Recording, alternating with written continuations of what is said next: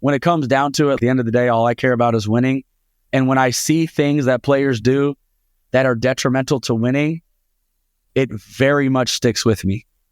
But when I see things that players do that enhance winning or make others better, are culture givers, that sticks with me as well. Shane Laflin is the Director of Evaluating Services for Premier Basketball based in Mansfield, Texas. His duties for Premier include marketing and event operations, managing and directing Premier Basketball camps, oversight of Premier Basketball player services, and he is the Director of the Premier Basketball Report. Shane is also a part of the McDonald's All-American Committee, the Naismith Trophy Board of Selectors, and the ESPN HoopGurlz Recruiting and Top 100. Prior to joining Premier, Shane was an assistant women's basketball coach at Rice University under Greg Williams from 2012 to 2015. He also served as an assistant coach at the University of Texas at Arlington for 4 seasons under Samantha Morrow from 2007 to 2011. Shane began his coaching career as a graduate assistant at the University of Texas under legendary coach Jody Conradt. Hey, Hoopheads, this March only, you can buy one Dr. Dish CT Plus and get one for $2,000 during Dr. Dish Basketball's semi-annual sales event. You can also unlock exclusive discounts on the Dr. Dish Home and IC3 Shot Trainer. Shop now through March 31st to secure your industry-leading machines just in time for the offseason. Learn more at drdishbasketball.com and follow their incredible content at Dr. Dish B-Ball on Twitter, Instagram, Facebook, and YouTube. Mention the Hoopheads podcast and save an extra $300 on the Dr. Dish Rebel, All-Star, and CT models. Those are some great deals, Hoopheads. Get your Dr. Dish shooting machine today. Hi, this is Andy Winters, head men's basketball coach at Otterbein University, and you're listening to the Hoopheads podcast. Coaches, Game Changer is making your game film more valuable than ever. New this season to Game Changer, Film Room allows team staff to analyze full game videos, add comments to specific moments, and quickly share feedback with other coaches, team members, or families. The #1 youth sports app automatically skips downtime in the game film, condensing event video into active play so you can focus on the moments that matter. The best part? It's completely free for coaches. Download Game Changer now on iOS or Android and take your coaching to the next level with Film Room on Game Changer. Game Changer. Stream, score, connect.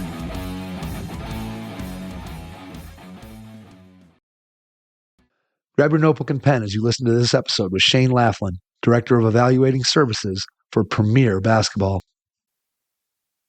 Hello and welcome to the Hoopheads podcast. It's Mike Klinzing here without my co-host Jason Sunkle tonight, but I am pleased to be joined by Shane Laflin from Premier Basketball. Shane, welcome to the Hoopheads pod. Mike, I appreciate you for having me. Glad to be here. Absolutely. Excited to have you on. Looking forward to diving into all the interesting things that you've been able to do in your career, a lot of diverse experiences. I want to start tonight by just giving you a chance to share a little bit about what you guys do at Premier and what your role is there, just so we kind of have an overview before we get started, so people kind of have a perspective on where you're at and what you're doing. Sure. Yeah. It's a like you mentioned, it's diverse. It's a very versatile. It's a really unique role. I mean, Premier Basketball is a few things. We've got an event side, and then we've got the Premier Basketball Report that I run with my right-hand guy, Jason Key, and it's the most comprehensive recruiting service for college women's basketball. And in 2020, right before everything got crazy in the spring of 2020, Premier Basketball, our owner, which I'm sure we'll get into the history and stuff, but our owner, Joey Simmons, and all of us, we decided to sell to a group called 3 Step Sports out of Boston. And they run sports verticals and many different sports, everything you can think of in youth sports. So we are aligned with a bigger event organization now. So Select Events, Hoop Group, a lot of other things. It allows us to be more focused on our recruiting service and the prospects and serving our college coach clients than what we were before, which was event oriented and organizing those things. We have people who take care of all of that now. And so we can, leverage our experience and our understanding of the environment to help them, and then they help us because we don't have to worry about logistics and schedules and things of that nature. So with the recruiting service, I coached at the college level for 10 years, and then I joined Premier in 2016 with Jason Williams and a guy named Mark Williams, and then Joey Simmons was our founder. And Joey allowed us to just kind of take it and run, expand, get more active on social, all of these kinds of things, build relationships. And so we've grown that. And that led to being on the McDonald's committee, the Naismith committee, some other Hall of Fame type of things that we have, and basically become like a hub of development, advisement, consultation. We're just trying to grow the game. Like I said, just trying to touch on the major points there, but that's essentially what we do at Premier Basketball. And then now, not to leave out, we're the group that provides the recruiting analysis for ESPN, and then that has its own weight and tentacles as well. Absolutely. All right, we're going to get into the details of all that as we go through the episode. But let's start by going back in time to when you were a kid. Tell me about how you first got involved with the game of basketball, and just give us a little bit of a history of your background in the game. Yeah, I mean, I distinctly remember like the first time I ever touched a basketball. I'm from Tempe, Arizona. I moved to Texas when I was 7, but I do remember being at my grandparents' house and finding an old basketball in the garage.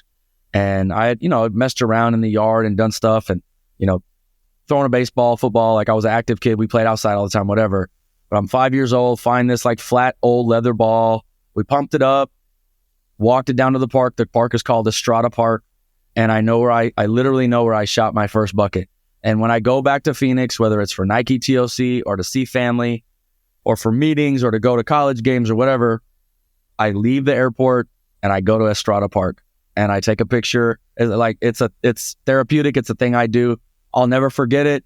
And I remember like my first lesson was like, you're a little kid. You don't have touch. You're slapping at the ball to dribble it. And they're like, no, push it.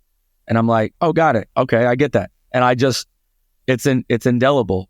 So like that's how it started. And then, moved to Texas when I was 7, started playing, basketball in first grade with teams. And I remember my first coach and my first teammates. It's just all stuck. Like it meant something to me early. And played through high school, tried the JUCO route and knew I had a talent ceiling. And after that, I got into coaching and going to school. And, as you're handling your expenses and your stuff, like, going to a small school to play basketball costs a lot of money after that. So like I chose to go to UTA and finish up, and I got to start coaching right away, which was great. But that was kind of fast forward, but like it's been a part of my life. Coached my younger brother's teams, started working basketball camps as a high school kid when I could. It's how I got connected with Joey Simmons at Premier when it was literally AAU basketball, not club basketball, but the organization AAU. Our high school hosted some of those regionals, and then we hosted like AAU nationals one year. So we worked the clock, worked the shot clock. Show Gunter used to let us double dip, make $10 here on this, $10 here on that. And that's how I met some of my first college connects, and it led to a GA position later. So like that's just it's I'm a lifer, man. I call it basketball soul, and you sense it, you have it, and it's stuck. Did you always know? Sounds like you were out the path that I feel like there's coaches that are on two different paths when it comes to coaching. One is what you described, where it sounds like you knew you wanted to get into coaching from the time that you were very, very young. Even while you were playing, you were already, sounds like, thinking about coaching. Then you have other guys who they're just strictly focused on their playing career, and then their playing career ends and they look around, they're like, how am I going to stay involved in basketball? Let me go into coaching. But it sounds like you knew at an early age that coaching was a direction that you wanted to go. It felt good. It was fun. And then, yeah, like being somebody who started to study it at a different level than maybe my peers were earlier, I was very aware that I had a talent ceiling. So like the realization, in a fine way, I was able to play as long as I could. But I was just like, no, this is where I'm going if I'm going to do this. And then I had a fantastic mentor who, his first day of teaching school, he moved from Minnesota, took a job in our area, in the Dallas-Fort Worth area. He was my 7th grade first day of school. We all remember the first day he came in, and just kind of what he did and the seeds he planted in me and how he got where he got. I started thinking about the path and how to handle my business, because, you're going to be responsible for your own education and things. The seeds he planted in me allowed me to visualize my path earlier than probably what I've been able to do without him. What's something, when you think about his influence and you think about yourself as a coach, even today, what's something that you carry with you from that experience with him that you feel like is still a part of your coaching even now? Oh, I mean, he is an amazing leader. His name is Jason Mutterer. He was our junior high coach. And then as we segued into high school, he took an assistant job on the girls' side. And then they won 4 state championships in a row. And it was a high level coach that they had. But he was like the offensive coordinator. They won at the highest classification in Texas. They won 4 in a row during our high school years.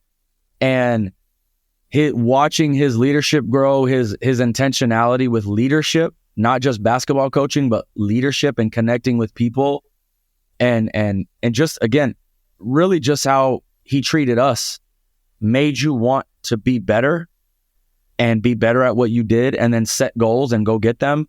And his patience, he treated everybody like they were the most important person in the room, and he brought the most out of everybody. He coached for a very long time. The school split. He went to what ended up Mansfield Summit High School, and then now he's the principal there. And that's how he'll finish his career. And I tease him. I'm like, "Are you done yet? Like, are you ready to do something? Like, come back to this side?" But he's having a good time. But now he's the principal, and that's a huge role in a community. And like, just the way I watched him lead his family, grow his family, and then I'm telling you, like, the fraternity of guys. Like, if I could pick up the phone and be like, "Hey, you guys want to be at Mutt's house next Friday?" 100 people would show up. It's awesome. Yeah. That's good stuff. I mean, when you talk about somebody like that who has an influence, not just on you, but on multiple people, and something that when you're still carrying things with you that you remember that influenced you from back when you're in 7th grade, and there's nothing more powerful. And also speaks to, I always think about that when I hear a story like that, Shane. I think about then the inverse of that, where you were a player that played for him and then were influenced by him as a coach. But then I also think about the flip side of now, hey, I'm a coach.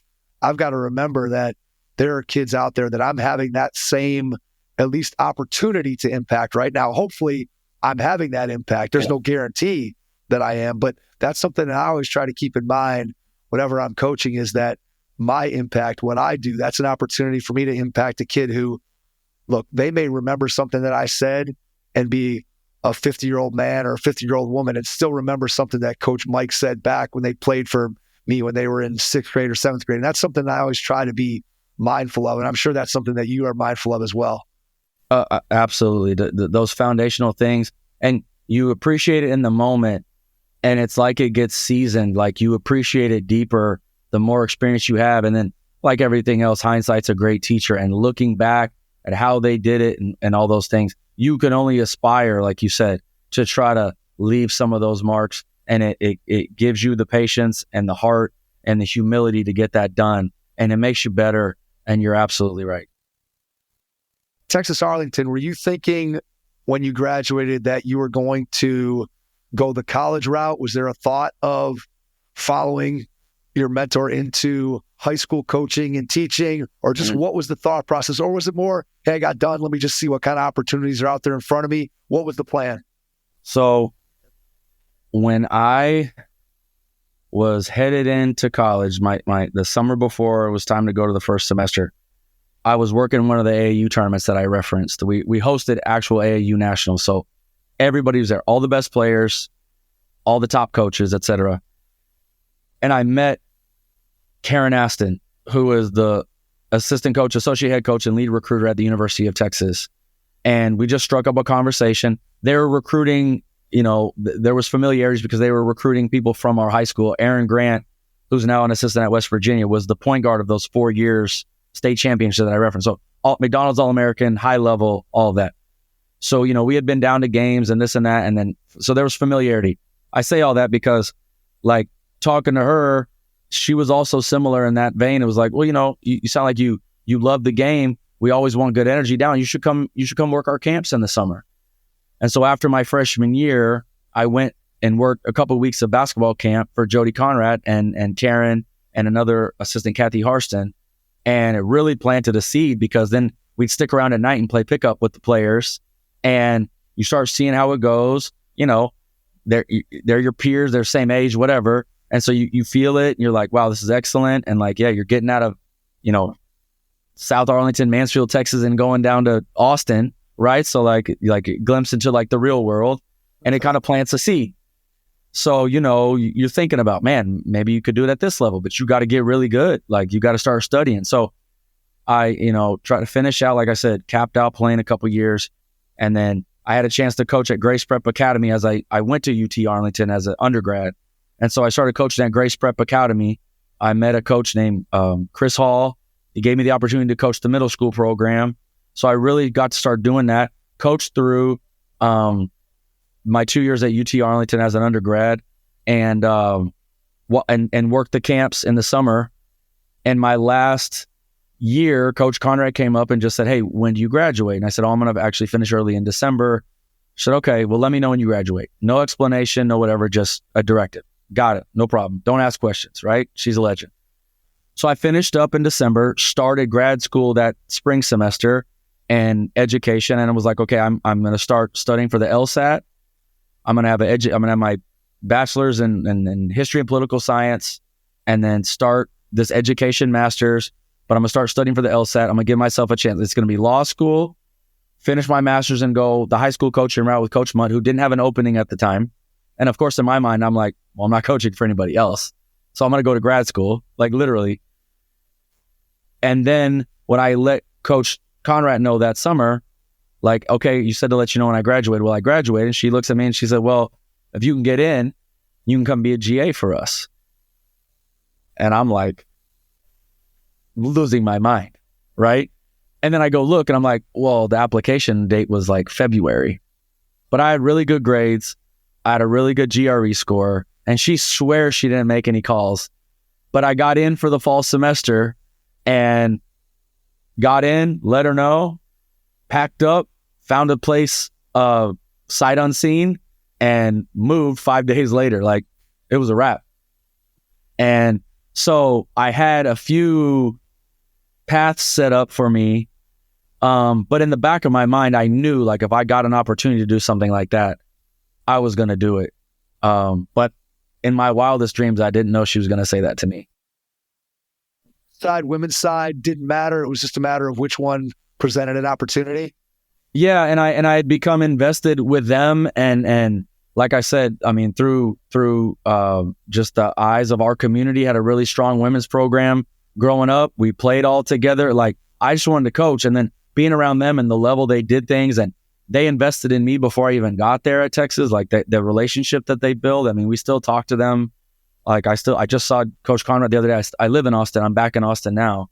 Just coincidentally, I saw Kathy Harston just the other day. She's a admin at Texas. She does the radio for their game. So just those relationships were long lasting. And yeah, it did not.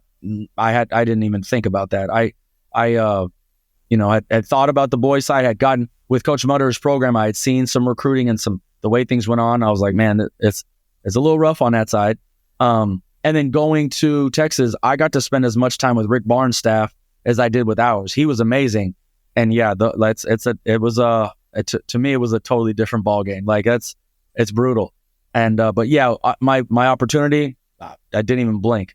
Well, when you step in there, and obviously, as you said, you had some experience with them from the summer camps, but going behind the curtain, for lack of a better way of saying it, at a program as great as Texas's program has been, and for a coach as great and historically great as Coach Conrad obviously has been, what's it like stepping behind that curtain for the first time and really seeing all of the things that go into making that program what it was? And I know that's a very broad and general question, but I'm sure that you had some specific things that when you stepped back into the coach's office for the first time, you were like, wow. I didn't know that was going on. What were some of those first impressions that you remember?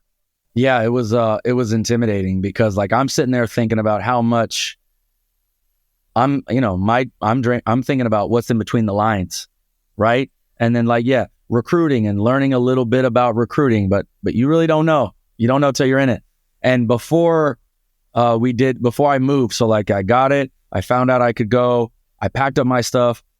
They actually had a staff retreat planned that she allowed me to go to. And so I drove down to that, drove home, then moved my stuff. So I actually got to go. And so they did at this Marriott in Marble Falls, which is like in the hill country out here, northwest of us. And I just sat and took a lot of notes and understood that nothing left this room. And I mean, it was the trainers, the athletic trainers, the new strength and conditioning coach we had, Chris Braden, who ended up being a good friend of mine. Like, we had a good time together. Like, everybody that was there, learning all the rules, everything they were talking about, the details they went in about the players, their academics, their obviously their development on the floor, their player development, their people development, their education. They had the academic liaison come in. I mean, it was like sitting in the war room. And I'm just like, I wonder what my responsibilities are going to be. Because like, they got a lot of really good people doing a lot of really important things. And then realizing like, you are going to kind of touch a little bit of all of it and be everybody's assistant, which is like great and difficult. So yeah, it was intimidating. And it's like, I walked out of there being like, well, I think I just grew up. Because like, if you're not ready for that room, you don't belong. Like, you want to belong in that room. You aspire to belong in that room, but you're smart enough to know you do not belong there yet. And so like, on the drive home, I was just like, had to talk with myself. Like, it gets real, buddy. It gets real fast. What's your favorite part of the X's and O's piece of it that you learned during your time at Texas? Because obviously, I think one of the things that anybody who is getting into coaching for the first time, even if you think you know basketball, even if you're looking at the game from a player perspective, there's just so much to learn on the X's and O's side. What was your favorite part to dive into during your time at Texas? I mean, I loved the scouts and I loved the detail. And my favorite part was just learning the details. Karen Aston, in terms of a defensive mind and a defensive game planner, and that was Jody's focus as well, with rebounding and defense and transition attack, like just solidifying the beliefs and some of the things that they taught and how they went about it, the game plans, and then learning the offensive schemes of the other teams, because like one of the things that started to be my deal was like, they would finish up the scout, I would kind of review, compile, copy, get it to everybody, make sure everybody was pre-prepped for the scout meeting, right? Like, throw them some nuggets so before they walk in the meeting and have to take in all the information, kind of being ready to coach up a scout guy or two, you know what I mean? So my favorite, that was my favorite part, was just diving in to the detail of game planning and scouting, because it tapped right into my like insatiable competitive nature of like preparation, knowing a teammate, or knowing an opponent, I mean, and knowing your team and starting to think about planning and decision making on the floor, and then basically being able to go sit there on the end of the bench and just observe all of it, because you at the game, you don't have a responsibility in the game. You shut up. Like, you shut up. That's your responsibility, right? And if you keep a thing, or maybe if Kathy or Karen asks you a question, then you answer. So you get to like real time grade it and watch the other team and pay attention to the other bench. And it's all imprinted in my brain now. That was the best part. Tell me about the relationships with the players. Obviously, you're fairly close in age to the players that you're working with and that you're coaching that are a part of the program. Yeah. So what was it like building the relationships with those players and getting them to be able to trust you and be able to allow you to have an impact on them? Sure. Like, the structure of staffs is way different now. So like, we really couldn't do a lot with them. I couldn't do a lot with them on the floor. So it was very, very much just like listen and supportive, and you become like a natural buffer. Like, people use that word. and I don't love it, but like people understand the concept. But like you're hearing what the coaches want, and they're comfortable. The players are comfortable complaining to you, right? Yeah, so basically, you're just trying to bridge that gap, knowing. And so I was just trying to be positive. Like, and again, like you couldn't. It was strict. Like, I mean, a couple of times we got like emails that are like, "Yo, like he can't be so active," and I'm like, it seems so silly, right? Because now it's like everybody do whatever you want, and so a lot of it was just reinforcement, being positive, and you talk the game, they know you love it, and then like even though again it was technically against the rules, like you're also basically practicing every day. So then, like, you get the credibility through that as well. And then, you're like, that's what it was. But, like, it was no, like, GAs and support staff people now, like, schedule workouts and do different stuff. Like, we were not allowed to do that. So after you go through the GA experience are you certain at that point that college is where you want to be? And you kind of put the high school path aside after you get done with those 2 years at Texas? Definitely. Yeah. I was all in,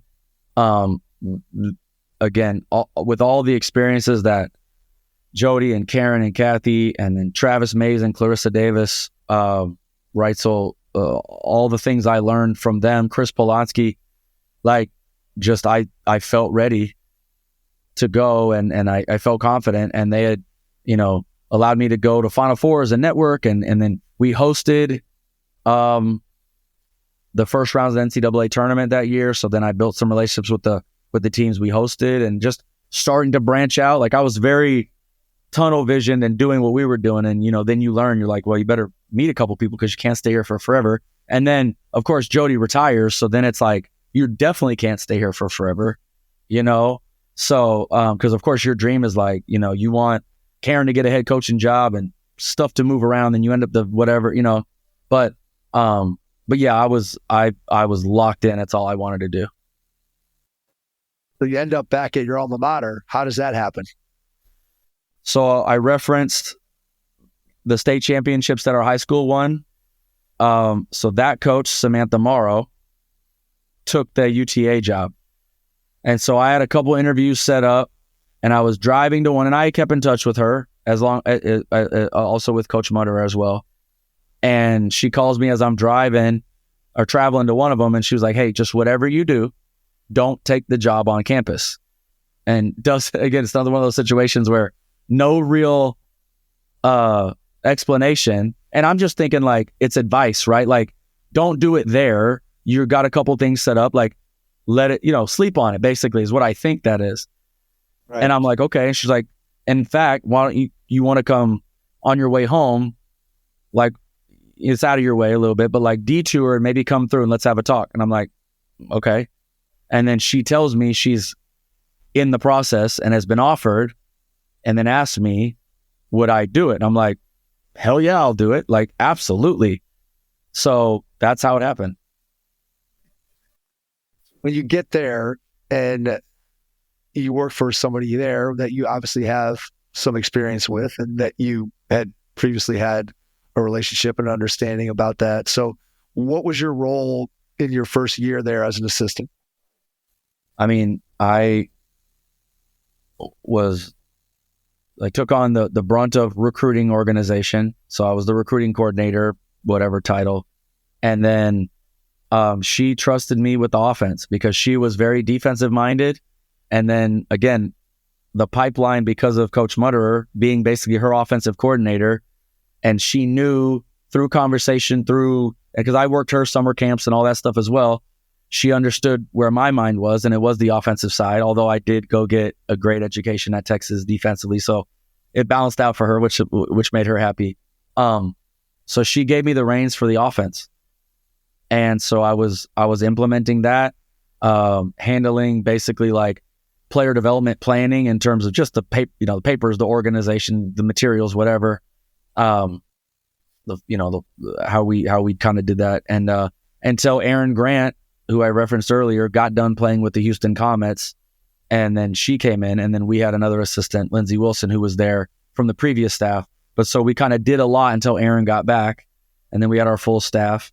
And then I was like, again, I implemented everything offensive and then coordinated the recruiting.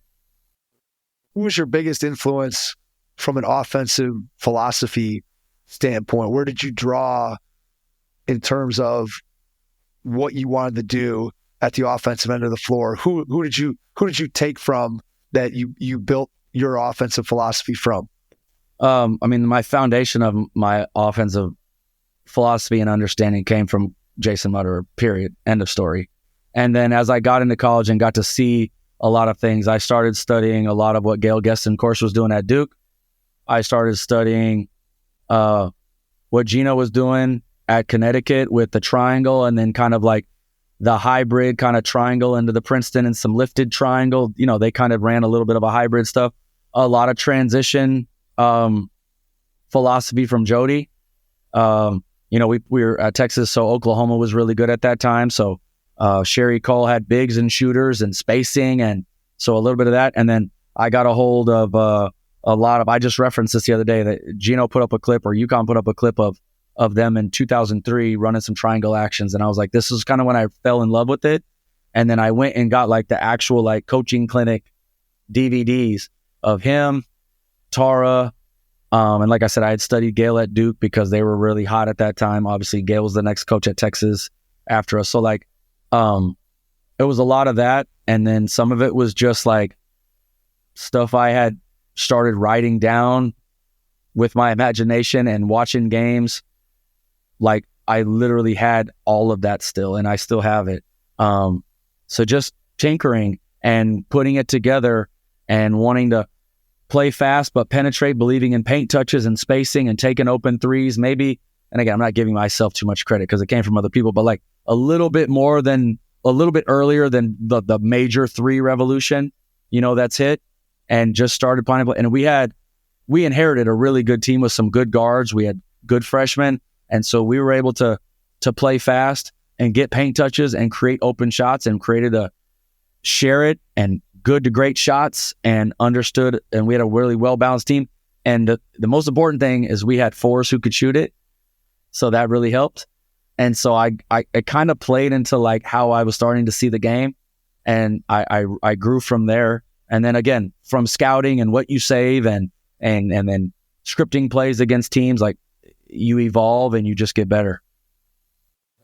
For young coaches who might be listening, when I think about being able to implement and put together an offensive philosophy and to be able to teach it out on the floor, just give a young coach an idea of the amount of time and studying. And I'm not asking you to put an hour total on it, but just when you start thinking about how much time you had to put in to feel confident in what you knew, but then obviously not only do you have to know it, but you then have to be able to teach it to your players out on the floor. So just maybe talk a little bit about what that process was like for you to learn and study and go to all these different sources and then pool all that together, make it something that you could understand and then that you could also teach to your team.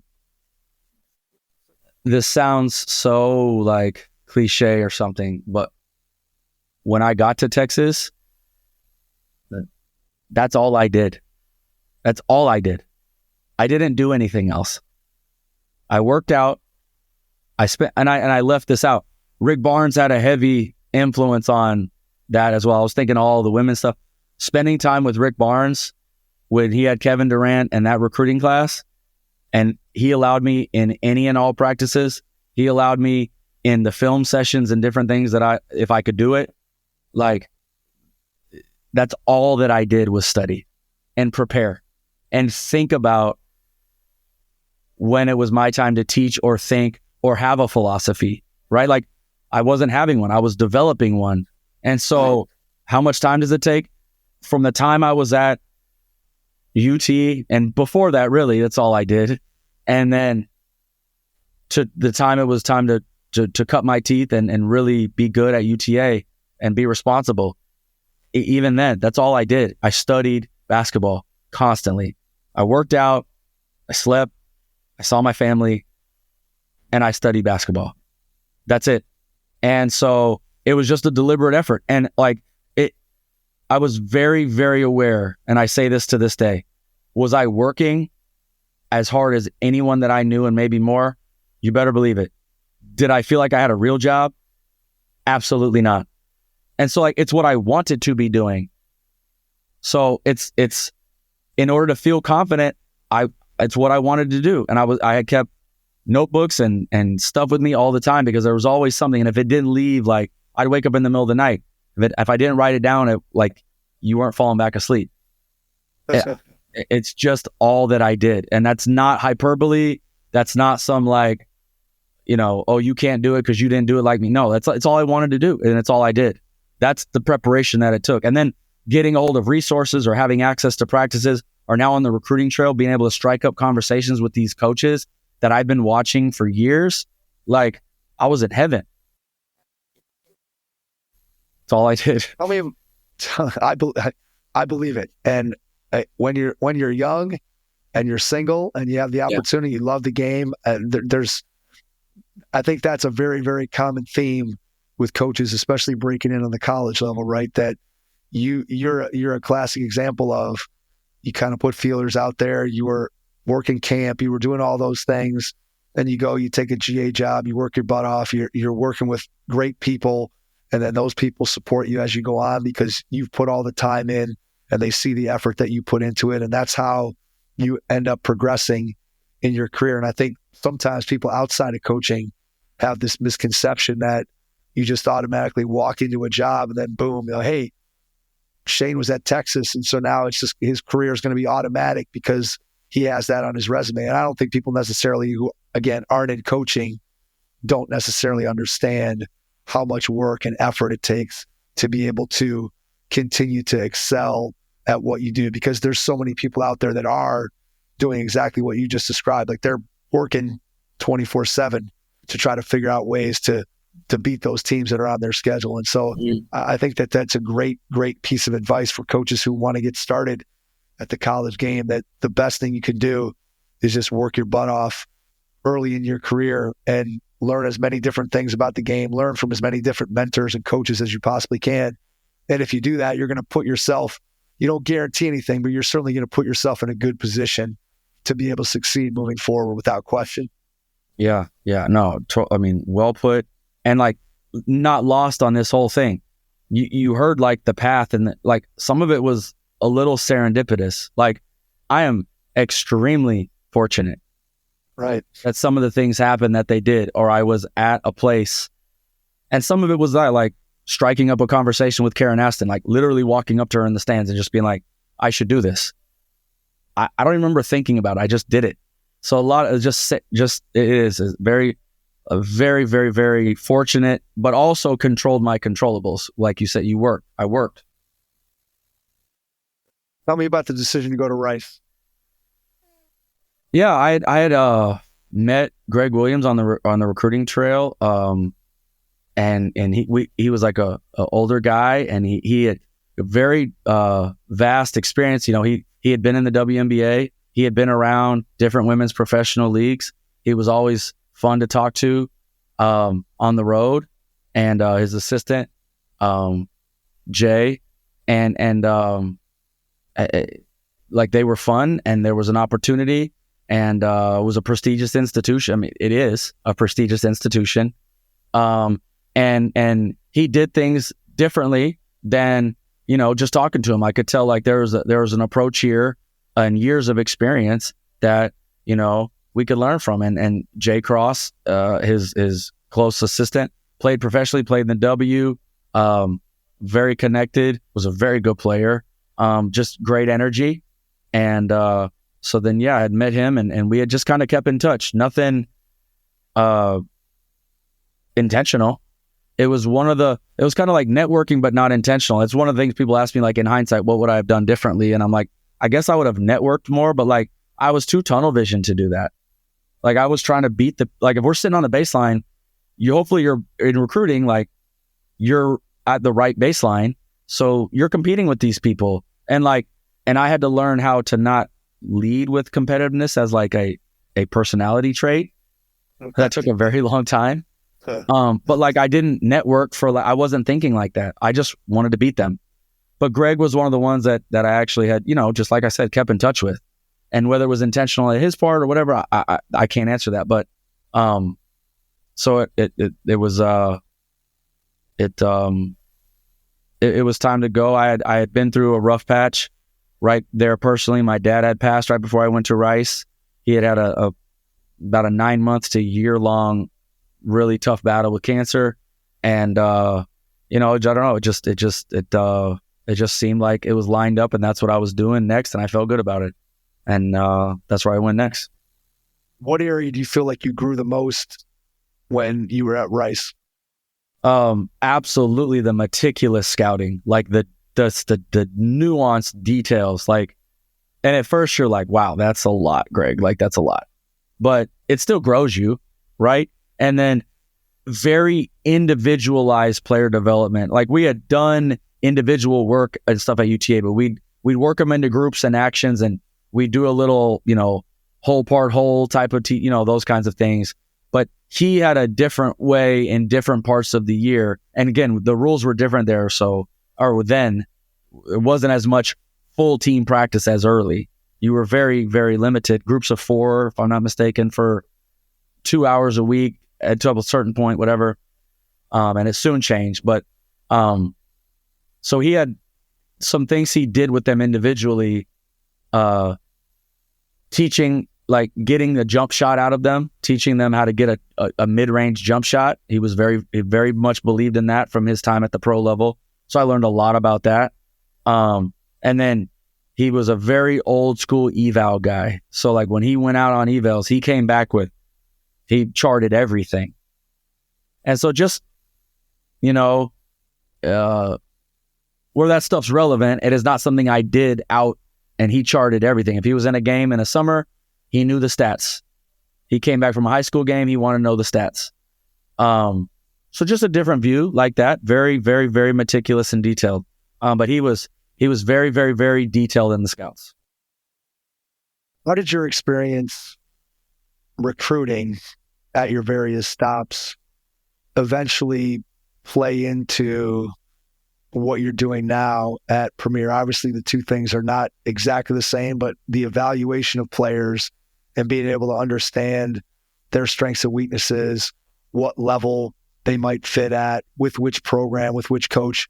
Just tell me a little bit about just how you learned the recruiting process and then how that eventually helped you when you transitioned over to what you're doing now with Premier.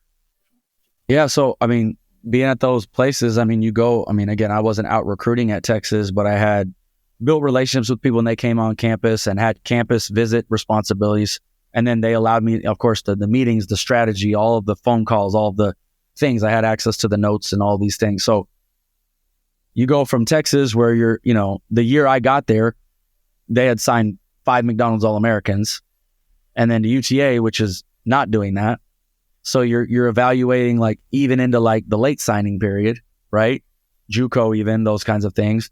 And Rice, which was, maybe a little bit more mid-major focused than UTA at the time. They're comparable, obviously, a little bit now, maybe similar, but through a high academic lens. So I got to see like a varied picture of like a overused term of like fit and level. And it just allowed me to kind of, in order to be good, you got to identify them, right? You got to know at Rice, like, if you're kind of in the middle, you can go get a high academic, really good kid, but you don't want to waste your time on the kid that's not going to come, right? And then, so yeah, it just allowed me to kind of be discerning. And then again, you're always thinking about, when you're coaching and you're responsible for every other scout or whatever, the other team and where they got players, and if you're getting beat out, why you're getting beat out, and where people are finding players or where they're from. So it opponent scouting and things like that too, because you're constantly player evaluating. Like, how it is, like once you've watched enough film, particularly scout film, to like create player descriptions and game plans, you watch the game in a different manner. You compartmentalize. Some of it, I swear, you start doing it subconsciously, because you've watched enough film like you're an like it's over. Like you're a subject matter expert because you've put in hundreds of thousands, if not millions of hours of film over 20 years or whatever. And so it helps now just understanding, building relationships with the staffs at the various stops, understanding what's going on, understanding the foundation of how they build their program. You're able to talk that language and understand players. And then when you're out, kind of understanding where you can serve them in different layers. Admittedly, as we've begun, like I said, when we got the ESPN responsibilities and things, I tend to focus on the high end because of what I've got to focus and produce in terms of the writing and the analysis and things. We still obviously eval and keep things, but my right-hand guy, Jason Key, when it comes to mid and low major, like there's nobody better. And so like I'm aware, but not as aware as I used to be now that we're doing this, just because again, we share responsibility and Jay's at the high level too, don't get me wrong, but he takes a more of a responsibility with the mid to low pool than I do. I don't know as many players as he does there. And then I've got to get in deeper with the higher level ones. So that all is just, you evolve, you get better with your wisdom and your time. And to me, it helps when we're in there. You can identify them, keep it moving and speak the language and understand where they're coming from because of the levels that I was able to experience. Tell me about the decision to step away from coaching at the college level and to move into more of this grassroots recruiting space. What was the reason behind the decision? And then just what was the transition like for you? Yeah. So, I mean, just the way the coaching world works. I mean, we got a new AD at Rice. They decided to make a change. And we had needed to be better, like in all honesty, we did. So, I think it was appropriate probably, right? Without no disrespect to anybody. And so, you network and you do your things. And I at that time I got offered a couple things I was not willing to move for. I was like, nah, and some of the experience that kind of made me reevaluate. And then I went after a couple things I didn't get. And so it was time to really think. And then on a personal note, like I said, as I went into Rice, my dad passed. While I was at Rice, my mom passed. And being as we discussed in the previous things, kind of the rhythm and routine of my life was just diving into work. So this will probably shock you, but that's all that I did when all those things happened. And right, the transition at Rice made me have to like own up to that finally. And I've got 4 younger siblings, and it was just time for me to like process that. And so it made I think if that wouldn't have happened, would I have taken a couple of things that I got offered that maybe I didn't love? Probably. But it gave me a little bit more like my view on life and what I wanted my experience to be with my next staff or who I wanted to grow with or what I want to do with my life. That perspective changed dramatically. And that point, I was able to view things differently. And so I said, you know what? I'm just going to pause and maybe handle this because I carried it with me a lot and I knew it. And I maybe couldn't have articulated at the time, but I needed that time. So I said, I've lived in Houston. I've lived in Dallas. My dad ended up living in San Antonio before he passed. I've been in all the major cities in Texas. I liked Austin the best. So I said, you know what? I'm just going to go back to Austin. One of my brothers lived here at the time. He still does. And I'm like, I'm going to coach a club team. I'm going to give Joey a call. And because we had utilized their recruiting service, it was kind of getting off the ground, and say, hey, we utilized it. I think I can help make it better. I'm also I've been reached out to a lot of people, a lot of these club people, a lot of people I've recruited said, hey, you should maybe come coach for us. And I was like, what do you think? And he ran a big team organization too. So I kind of segued into that and just said, all right, let's give this a try and let's see what it looks like. And I'll prove myself to you. I got time. I got enough money. I'm going to prove it. And he was like, I feel good about that. So I'll give you a shot. And I honestly thought it was going to be temporary.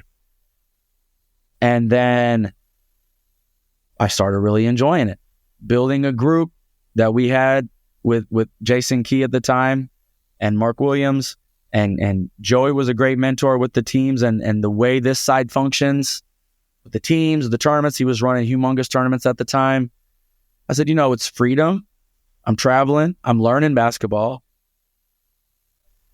I mean, I need to eventually, do better professionally for sure. But I was like, I'm good for now. It's all good. And then I saw the potential and it stuck. And I'm like, no, I think I'm going to do this. And a couple of things came around and I was just like, you know what? Now that I've learned a little bit more from behind the scenes and I'm dealing with more of these staffs, I know how some of you guys function.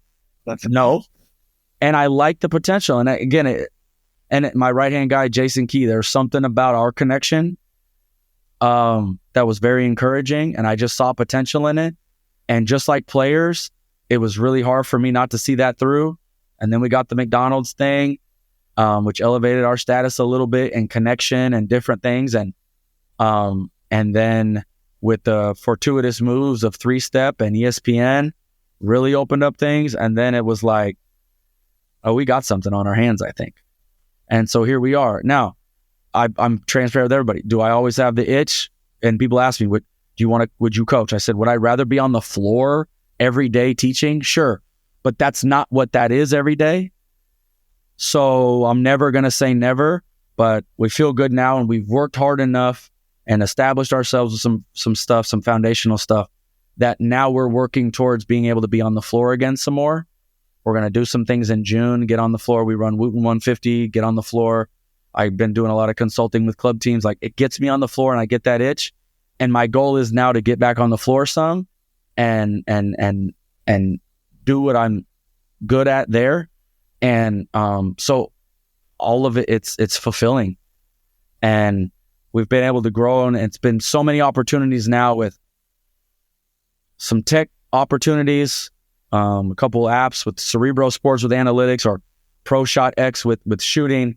We've gotten involved with like Hoop Fest events and some collegiate events now.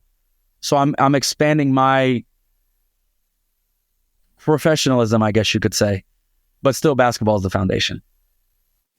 Tell me what you guys are doing with Cerebro, because I had Ed Chow on probably about a year and a half ago, maybe 2 years ago, and he was talking about all the things that kind of he had coming down the pike. So just tell me where you guys are at with Cerebro. I'm just curious. Yeah, so their CEO, Ryan, and I connected before COVID, and they were kind of on they weren't Cerebro yet. They weren't named that yet. And they were starting with just trying to have some accountability and consistent statting, which, as we talked about, like we had our recruiting service, we got the McDonald's thing, and I said, something that the grassroots environment is missing, and even maybe high school, is some like accountability or objective opportunities of evaluation. Because, that you could play in different circuits, different schedules, whatever. I'm like, so numbers would be great. I would like to think about that. So we connected a little bit on that at a She Got Game event in Dallas, and they came and they statted it. And then he was, talking data and this and that, what they could do with consistent box scores and things. And then COVID hits, everybody goes quiet. And then I see I'm sitting Thursday mornings, I get up and I take a walk to this coffee shop, kind of change when I'm home. Changes my routine. Get up, it's dark, walk, just listen to a podcast, something super early. And I'm sitting, and Jason and I generally have a debrief on my way home, whatever. It's about a 5-mile walk. And he sends me this thing, and he was like, look at this. This is interesting. And it was the announcement that Mark Cuban was going to invest in this Cerebro Sports. And I read the press release, and I'm like, Ryan, like, that's the same guy I connected with. So I text him right away. And I was like, Ryan, like, this is amazing. We're now part of 3-Step. There's could be some synergies here. And he was like, Shane, I kid you not, you're on my list to call today, or like this week or something. I don't know if it was today. And I'm like, wow, okay. So then we hit it off, and he's like, I need some guidance, like in grassroots, this connection to 3-Step that I'm hearing about. They run a bunch of events. We'd like to get involved with providing numbers and this and that. And then we'd like some guidance with how to deal with, the environment that is the college coaches, the club scene and whatever. And I'm like, we're with our platform now with ESPN and all of the things, I think we can open some doors. Plus, I believe in your stuff. He gave me the rundown. I said, I believe in it. So agreed to like an advisement role with some incentives. And it's been great for us. And we've been trying to connect them and show college coaches how they can utilize it as a tool, because it's different for everybody. And the data aggregation is pretty simple, but some of it's project, its abilities to project, or some of the AI things that they're building in now are very helpful. And through our evaluation, just the fact that the stats are in one place really helps. And then we've challenged them on being able to aggregate it differently, compare it differently, do some different things. It's helped us be more objective with our evaluation, producing rankings, all of these kinds of things. And it's like it can validate you, it can invalidate you, it can send your eyes to go check somebody else out, or it also helps, like particularly in the portal, or if college coaches are like, hey, I'm looking for this, and this, and you plug it into our database with evals, but it's like, hey, let's go make sure in Cerebro there's not another 6'3" kid that can run and chew gum and rebound. Like, let's find some names because these guys are reaching. And so, like, that's a simple example, but that's how we use it.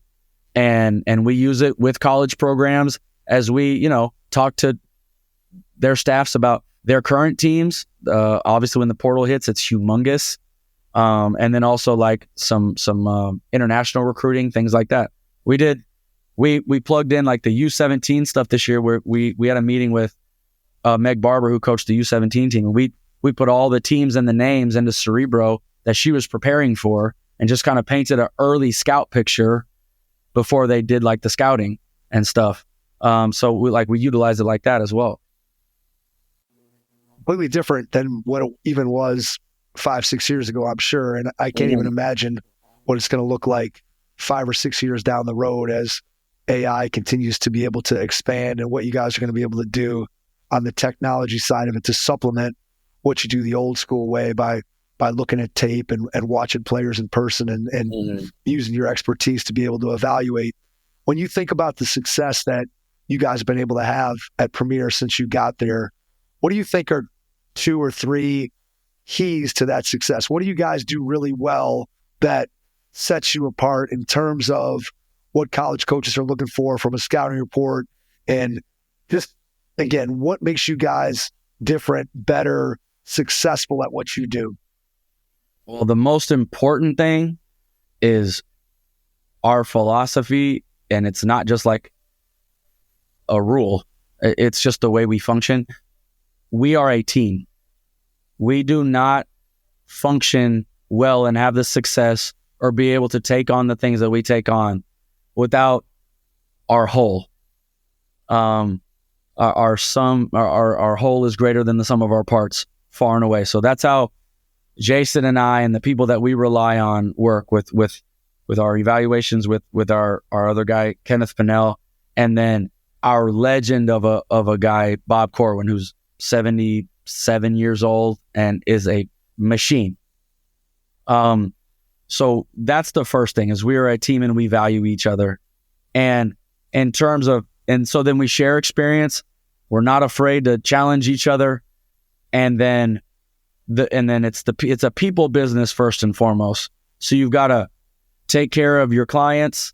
You've got to talk to these coaches, and you've got to be ready to serve them on a number of ways. They don't just want to have a conversation with a robot. So you've got to work really hard too, because you got to be familiar. You got to be up with numbers. You got to be up with games. You got to be up with wins and losses. The reasons why, again, we work a lot. It's not a real job, so I'm okay with it, and that's what makes us successful. The other thing is this: given our platforms and things, we get approached with a lot of opportunity, and some of that opportunity is not what I would consider considerable. And so our litmus test is always, first and foremost, is it good for the game? If the answer is yes, we proceed, but we slow play everything with anybody new.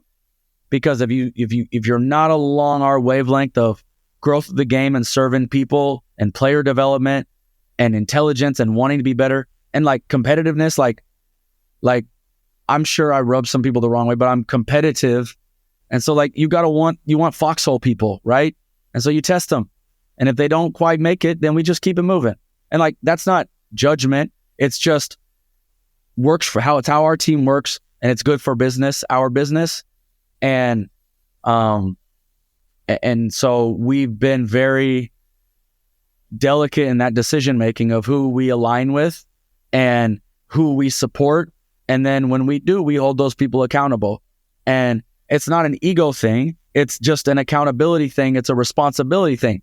We sit in a spot of great responsibility, and we do not take it for granted because we weren't handed this, and we had not in our wildest dreams did we know that we'd be able to be in this position. Like, we were in LA for 5 days watching basketball games and having meetings with basketball coaches. It was amazing. Like, we're grateful. We're grateful. And that's the biggest thing, is the humility, the gratitude, and then our team-oriented atmosphere. Tell me a little bit about building the relationships with college staffs. And obviously, you having been in the business before gives you a little bit of credibility just right from the very start. And anybody who's listening to the podcast can tell the amount of work and time that you put into your craft. But just tell me a little bit about how you build those relationships with college staff so that when they come to you or when you come to them with information, that they know that what they're getting, they can rely on, and building that mutual trust. How do you go about building that? Being just transparent and honest in both ways, and then understanding like each staff functions differently. So like, you kind of got to understand what role, like whatever you want to call it, consultation wise, that they need. Some people like to get lists of players before a tournament. Some people want to call after that list and then talk to you about the players and what do you think, and here's our opinion. Where do we differ? Like, that's what's great about talking to college coaches. They're not afraid to like talk to you about where you differ.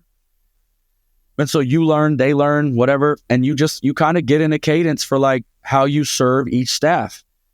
And then building relationships with head coaches and how they build their staffs, or when they need staff members, they rely on us because we built relationships with potential staff members or whatever. And so really it's a lot of listening and it's follow-up. It's something like I learned at Texas with like you talked about, like, you know, going to that meeting and learning, and then 6 months down the line, follow-up was huge. Like I said, being with Rick Barnes' staff and watching them recruit and sign Kevin Durant. Like, Russell Springman was the lead on that with that staff, and he told me, like, Shane, if you have a reason and a chance to follow up, a letter, a text, shoot him a thing, like, and that really stuck with me. And so it's like serving these staffs. You got to be responsible in your responses. We know they all function on different schedules, so you got to be willing to be flexible, and you got to be organized, because you can't, plan a call and then no show it, right? Emails, whatever it is, walking them through database, Cerebro, etc.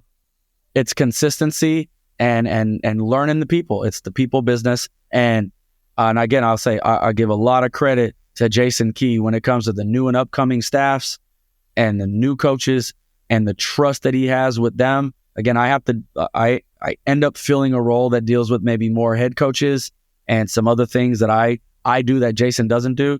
He cultivates those relationships so well, and then sets the table for when, like, I do get to meet them, I feel like we knew each other already.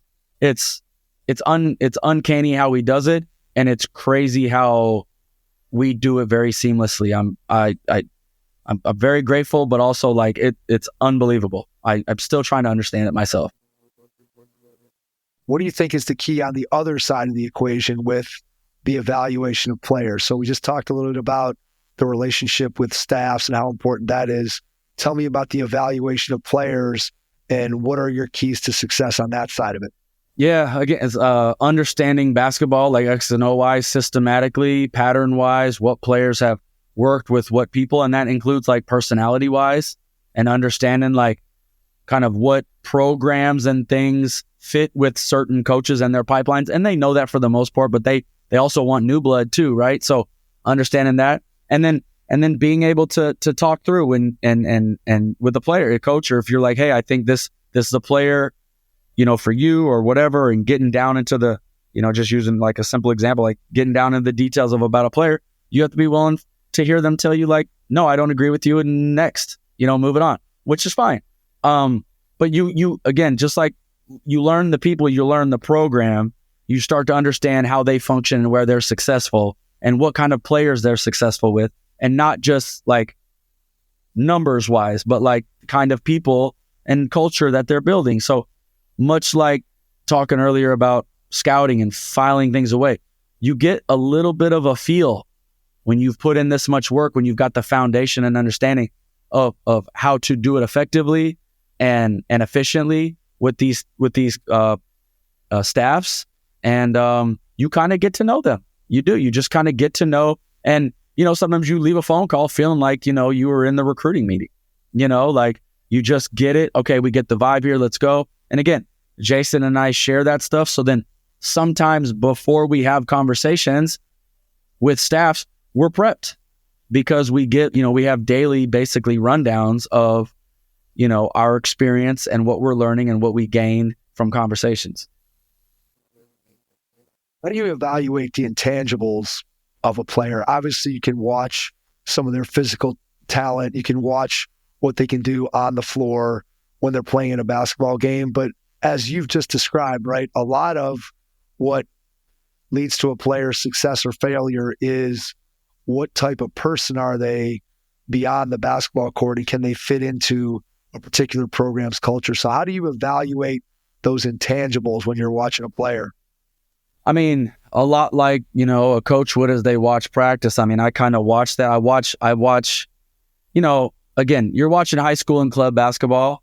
The majority of it's not super high level. So I start to watch a lot of nuance and details, consistency, how they deal with their coaches, how they react to teammates.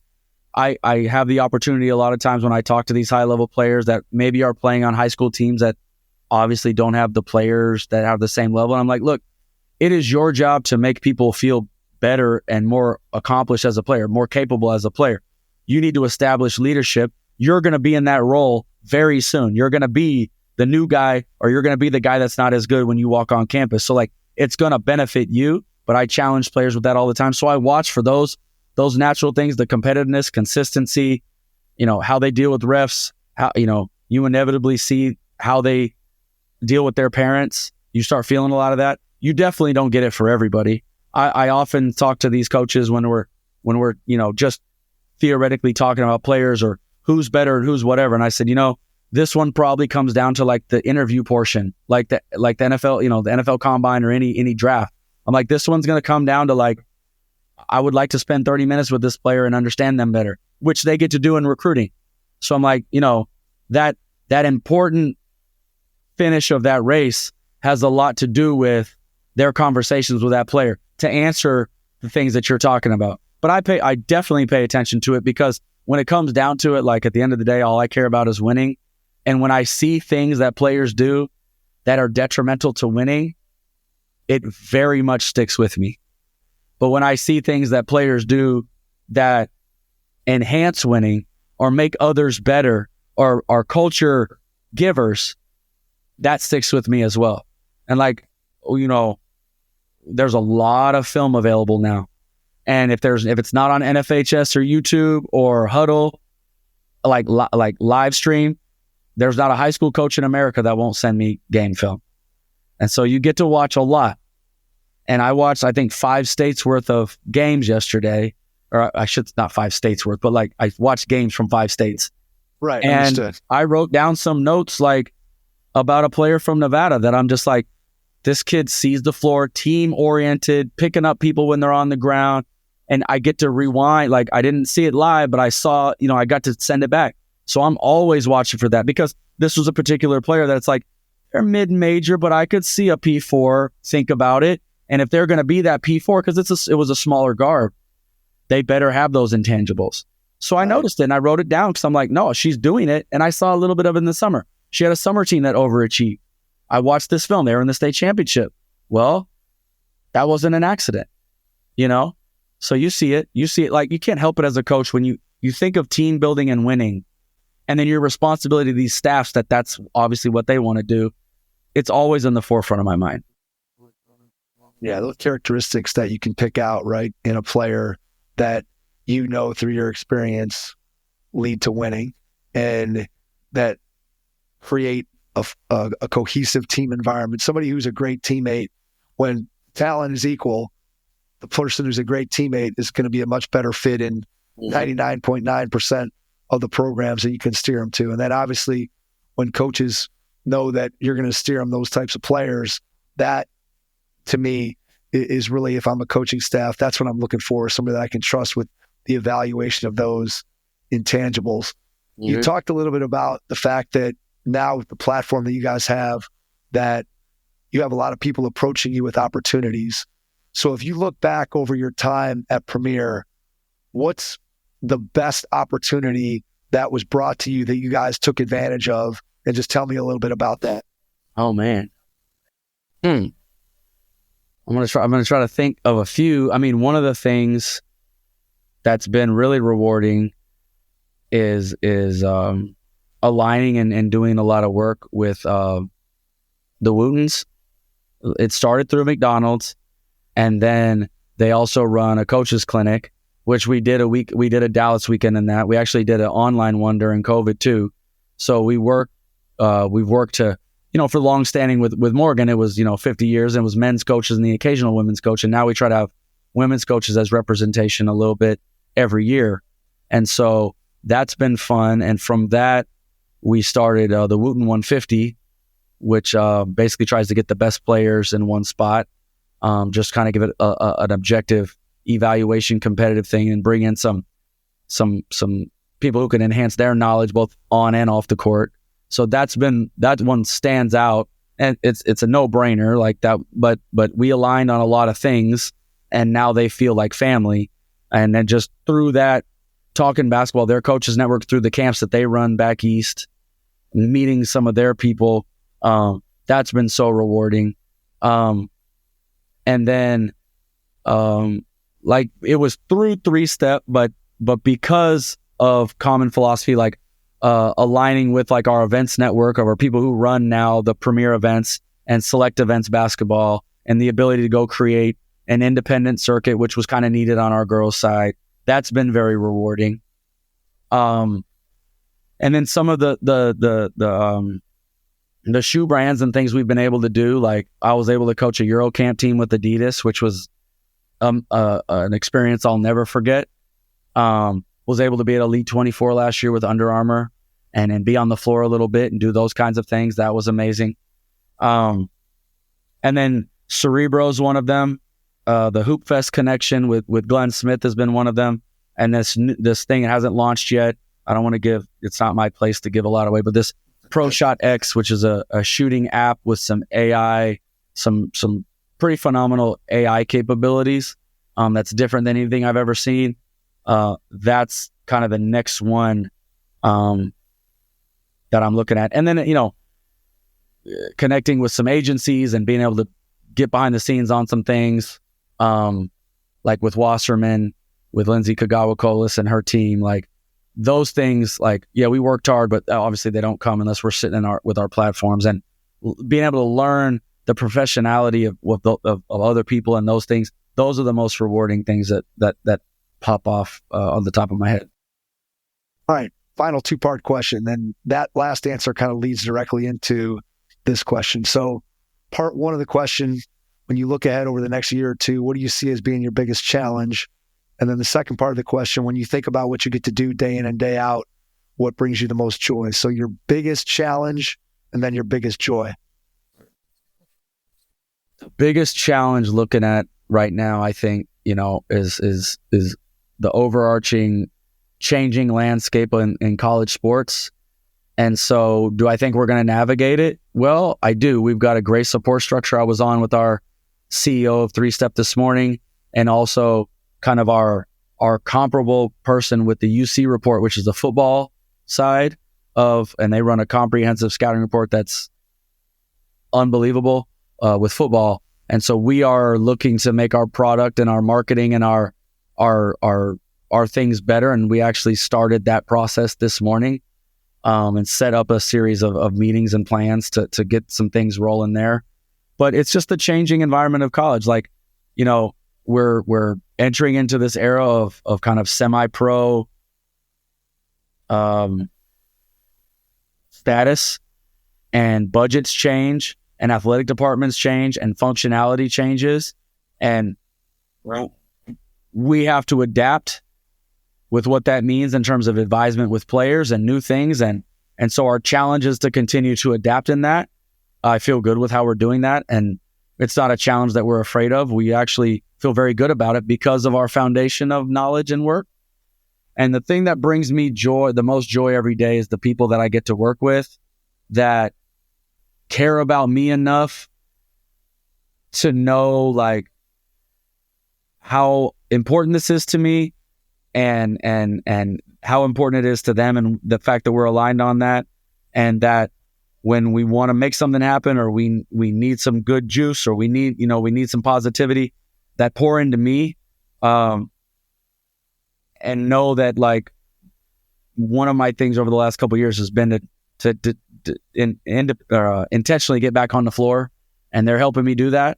So right now it's that, but it's the people that I work with every day, and then but the underlying thing about that, and I keep saying it is the fact that everything we do, my life's work, is about the game of basketball, and that like keeps the battery full all the time. That is well said, Shane. I could not agree with you more.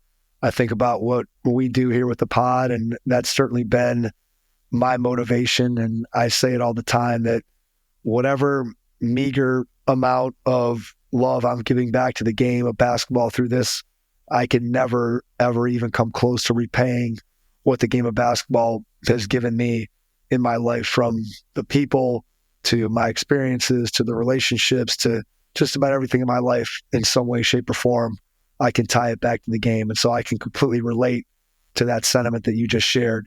Before we get out, I want to give you a chance to share, how can people get in touch with you, reach out to you, find out more about what you guys are doing at Premier, share email, website, social media, whatever you feel comfortable with. And then after you do that, I'll jump back in and wrap things up. Sure. You can reach out, Shane at premierbasketballreport.com. Premierbasketballreport.com. It's also is our website, and it's also our contacts are on there. I'm on social media, just at Shane Laflin. It's really simple, just my name. So we try to share quality content there. Anything that we write or produce goes out through premierbasketballreport.com, or we have another one that's a little bit of a different view, hoopsreview.net, that our guy Bob Corwin does a lot of work on, and a couple other people that we encourage to give some output as well. We publish things on there too. So between there and then B-Ball J Key from my right-hand guy, Jason Key, and then his contact, like I said, Jason at premierbasketballreport.com. Again, it's all on our website as well. And then always willing to connect, talk basketball. I'm pretty much a stickler for answering emails and stuff. Sometimes we get bombarded and it gets hard. So if that's not personal to anybody. I try really hard, but sometimes it's a lot. And but I love to talk basketball, connect in gyms, all that stuff. Serving the game and serving players brings us a lot of joy. So we're more than willing to do that. Thanks for that opportunity. Shane, can't thank you enough for taking the time out of your schedule tonight. Really appreciate it. And to everyone out there, thanks for listening. And we will catch you on our next episode. Thanks. Your first impression is everything when applying for a new coaching job. A professional coaching portfolio is the tool that highlights your coaching achievements and philosophies, and most of all, helps separate you and your abilities from the other applicants. The Coaching Portfolio Guide is an instructional, membership-based website that helps you develop a personalized portfolio. Each section of the Portfolio Guide provides detailed instructions on how to organize your portfolio in a professional manner. The guide also provides sample documents for each section of your portfolio that you can copy, modify, and add to your personal portfolio. As a HoopHeads Pod listener, you can get your Coaching Portfolio Guide for just $25. Visit coachingportfolioguide.com/hoopheads to learn more. Thanks for listening to the HoopHeads podcast, presented by Head Start Basketball.